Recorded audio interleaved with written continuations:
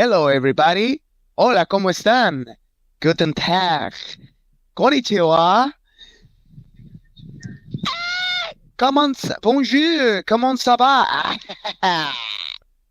All right, I did it in 5 different languages. Not exactly the same thing, but now you know what we're going to talk about today, guys. First of all, let me introduce myself. I am Mike, and I am usually the host of the Let's Talk show. Welcome, everybody. And now, let me introduce to the topic we're going to check. We are going to have languages. We're going to speak about the importance of it, the variety of them. And of course, we have people who are very specialized on the matter. Both of our guests today speak various languages and also teach them. But what about you, the viewer? What do you think about the different languages that we have in the world? Are you interested in learning one? Were you learning one and then you quit? What happened? Why? How many languages would you like to speak? How many do you understand? How many did you come across to on a daily basis? Be sure to participate in the comment sections to tell you what you think, and also tune every week on Wednesday at 8 for more of the Let's Talk show. Different topics, different dynamics, different styles, and of course, this is a very useful tool for you to continue practice your listening, especially if you are one of our talkers. But enough of this, and now let's get into the action. Let's bring out our guests for today's show. Without further ado, I give you Jordi and Mario. What up, everybody? Oh, yeah. Hello. Hello. What's up? Jordi, welcome back. Mario, welcome to your debut in the Let's Talk show. Thanks for having me. I'm glad to have you guys. Glad to have you. And of course, thank you for taking the time to participate in our show. Usually, I like a little build-up before we get to the heavy questions. So let's talk about things in general. Let's talk about languages. I want to get to know your perspective on the matter a little bit beforehand. So, without any complication, because I think it's it's kind of a hard question in itself. But in general, guys, for the education in Mexico, it is already bilingual in some parts, but do you think it should be 100% bilingual or multilingual? Right here. Let's get to know your perspectives.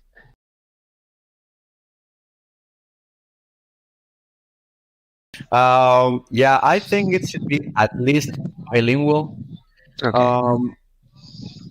But I mean, you're talking about Mexico, but in general, it should be bilingual. I know in many countries they take like different languages.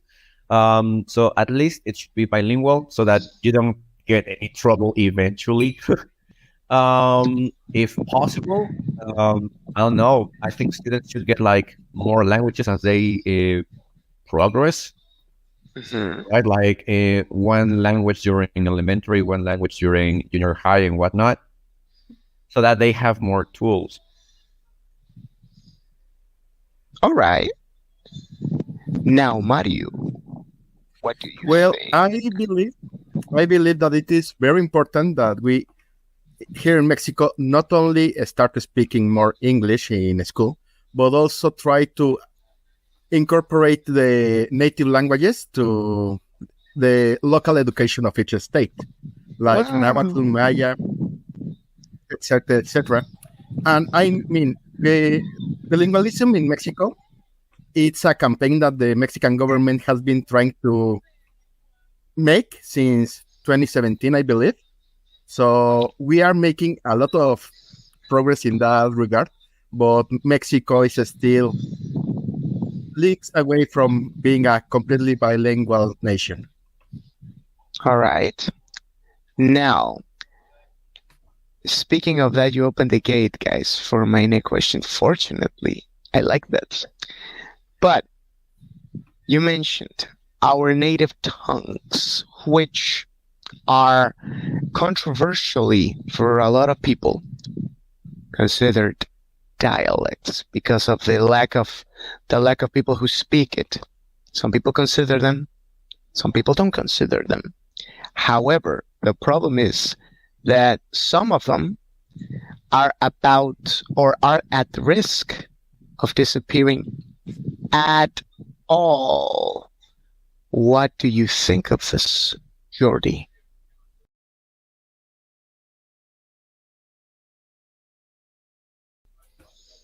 Well, number one, I think native languages are a big part of a nation's identity or a national identity. So they should be preserved. They have to be preserved.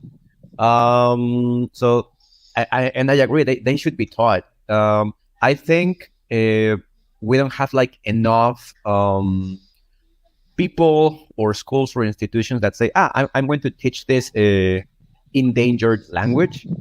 I don't know why, but I don't think we have enough. Considering they are super important, and basically we are making them disappear because languages don't just disappear, people make them disappear. So I don't know, I think it's important to keep them alive. And of course they are not dialects, they are complete languages, they're languages on their own. But okay, that's it.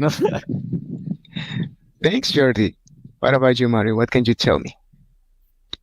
Well, first of all, people believe them to be dialects because some people believe that a dialect is beneath a language, that a language has certain prestige and a dialect has less prestige. But to be honest, all languages have dialects.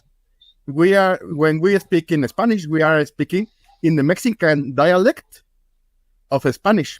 When we are talking in English, we are talking, depending on where we learned English, the dialect of the United States, the dialect of the Great Britain, the dialect of Scotland, etc., etc. Nahuatl, for example, has the dialect of the Huastec region, the dialect of Central Mexico, and the dialect of Guerrero. We need to take these languages, the native languages, and try to make people learn them, because sometimes a lot of indigenous people are ashamed of speaking a native language in a Spanish-speaking country. So, for example, my sister-in-law, she is a Huastec Nahua. Her family do not speak a lot of Nahuatl when they go to other places, because they believe that speaking an indigenous language is going to make them be discriminated against. Yeah, that's true. Did that ever come to happen? If may I ask? Did that ever happen? It has happened. Her grandmother only spoke Nahuatl, and she felt every time that she left her village, she felt like less of a person, because people couldn't understand her. So yeah, it's a bit atrocious, to be honest. It's really hard to it's really hard to listen to that. So sorry. But that, that brings me also to my next question, which is, guys, in your lives, has the language ever been a barrier in trying to communicate with other people? Have you ever been in a situation when you couldn't communicate because of the language? You'll see what I mean, Jordi.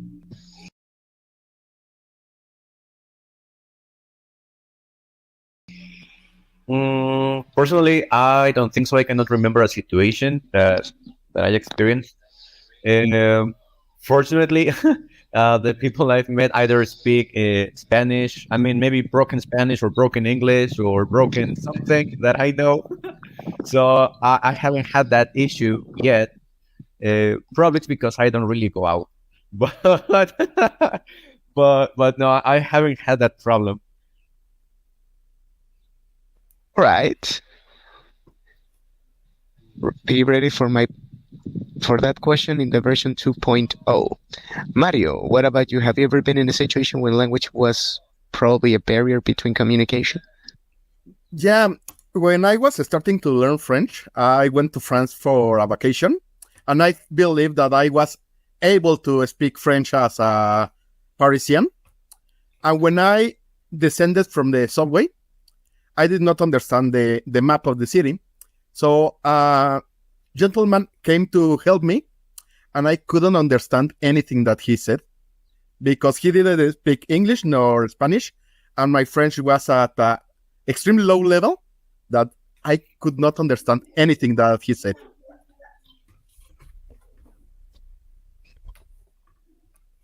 Wow.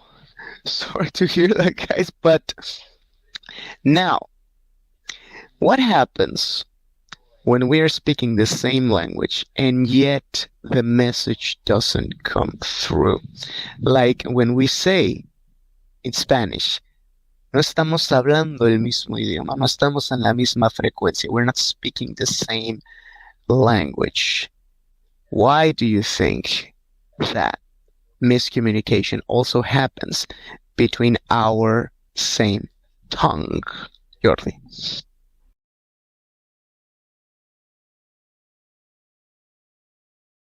Well, I think the problem there is that, I mean, you have like different things in mind at the moment. Like you're trying to process one thing, and the other person is trying to process a different thing. So maybe the phrasing or the way or the words we interpret, they get like mixed, or we get different ideas. But I think it's more a matter of the mindset we have at the moment of communicating. It's not that there is a problem with the language. What about you, Mario? Well, it all comes down to three things. Dialect, which is the way that we speak a language in a region. Idolect, which is how we express ourselves in a language. And register, which is the different levels of a language. For example, if I say horse, everyone will understand what a horse is. But if I say, for example, in Spanish, penco, not everyone will understand what a penco is, which is a type of horse. But it's not the same as a horse, because we have a mental image of what a word is, and that mental image among all ourselves is different. If I say tree, both you, Mike, and Jordi will understand a tree, but are you thinking of an apple tree, or are you thinking about a pine tree? Because I say tree, and I think about an avocado tree, which is outside my home. There's a miscommunication there because everyone is understanding a different thing, despite saying the exact same word. Yeah. Thank you so much for sharing that, guys. Thank you so much. Now, let's bring out the big guns. Let's break out the questions designed specifically for you guys. Now, as I understand, Jordi, Yes. you are fluent in these languages, and I quote, Spanish, English, and Catalan. You also have an understanding of other languages. Some of them are even considered dead, but let's do it step by step. How did you realize that you had an ability for languages?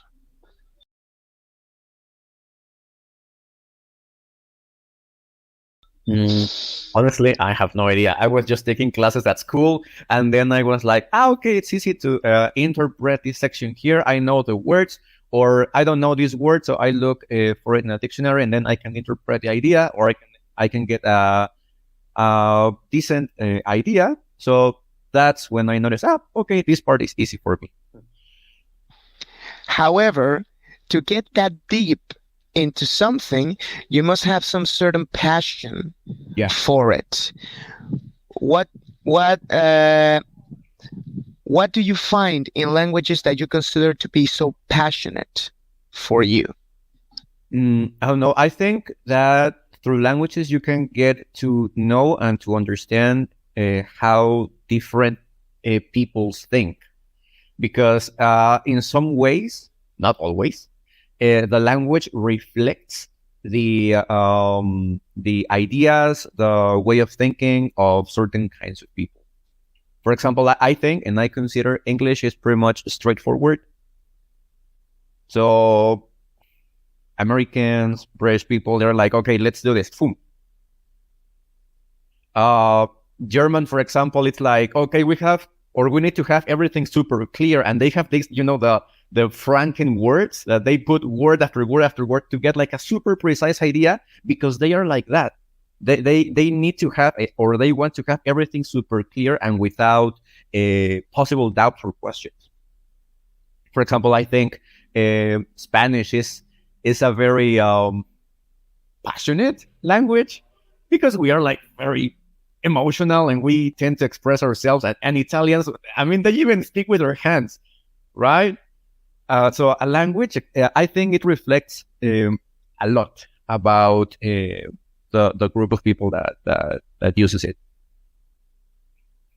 All right, very nice. Mario, in your case, not only you found passion through languages, but also you made them part of your career. If I'm not mistaken, you speak 3: English, Spanish, and French. Très bien. Tell me, what interested you enough to pursue a career in languages?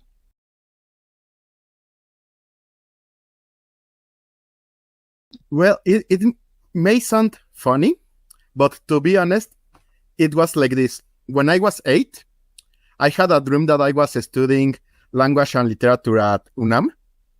And since then, that was my destiny, right? Like, I couldn't see any other path. After finishing all the studies I had there, I saw that I had a talent in English, so I decided to start being a teacher. So after that, I started learning French, and I just like Jordi said, that a language opens you a lot of doors to understand a different culture.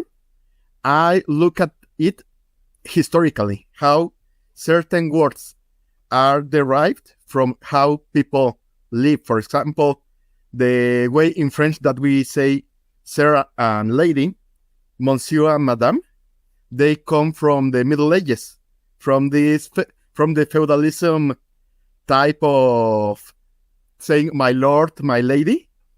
It comes from there. Or how in Spanish the word for adios, has a religious significance. Adios te encomiendo. Same in English, God be with you. It has a lot of history to learn a language, so that no matter where you are, a word has a significance, and a word exists because there were a group of people that have a particular experience in said region. For example, when the first pilgrims came to America and the natives exchanged some animals, food with the pilgrims, there started to be words like cayuse, which is a Southern American word for horse. But cayuse comes from the Spanish caballo, which the Navajo took, and now it's an English word. Just think about it. A word had to exist in Greece, hippeis. It had to come to the Roman epus, and from there it had to become caballo, so that it came to America and become cayuse. So that we in English can say now a word that it's only related to horses in the Southwest. It's a web of knowledge to learn a language. It all connects. Yeah, it all connects. Speaking about the evolution of languages, some of them adapt to the pass of time. Some of them stay behind. That's what we were mentioning with our native languages inside of Mexico, because of the lack of practice, because of the population who actually speak them, they are, you know, pushing themselves into oblivion. That's a heavy term. Which brings me to Jordi. You're also very interested in, like I said, some of them are considered dead, like Latin. Some of them are still in use or still matters of study, but they are not used every day, or they're not very common, such as Old Norse, Irish, and even Latin. What interests you about finding out or studying this languages that, I repeat, are considered dead?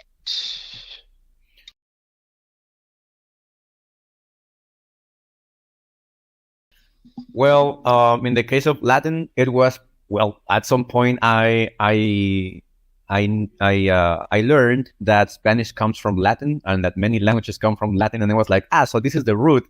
And then, I mean, I was like 10, and I was okay. Let's learn Latin, and then I learned that Latin was not the root because you had Proto-Indo-European, and I was like, holy shit! But of course, you cannot learn that, or at least not in detail. So I was like, okay, let's stay with Latin. And of course, from the perspective of a Romance language, it's simple or easy to at least understand it because you find similar patterns, but not always, and sometimes you can get really confused. But I think it was more about the sense of where it comes from. Like, I speak Spanish, okay, it comes from Latin, and I cannot trace it like further than that. In the case of Old Norse, well, I don't know if that's allowed, but I basically got into it for religious purposes. And Irish, I just found it interesting. I heard a song in Irish, and I was like, it sounds interesting. And, well, yeah, that was pretty much the reason. All right. So now, moving on to Mario. Tell me, not only you were received education to learn the languages that you speak now, but now now you're also a teacher. You teach them as well. How has your experience as a teacher impacted your life for being in both perspectives, student and teacher?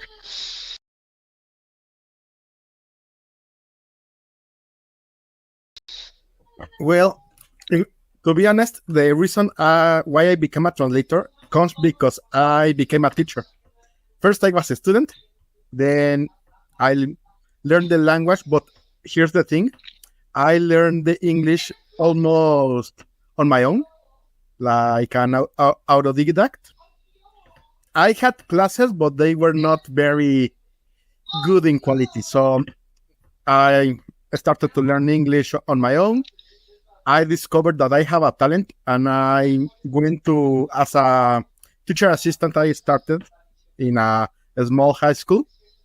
And I discovered that the way that we teach languages and the way that the students start learning it, you can see it in their brains, right? Like they are cocks grinding against one another, and you can see how they are learning it, how they are comparing it to their knowledge in Spanish. And they are like, oh yeah, like then the present perfect is like similar to the past, right? Yes, and it's like, yeah, more or less. I mean, not really, but I can understand what are you saying, right?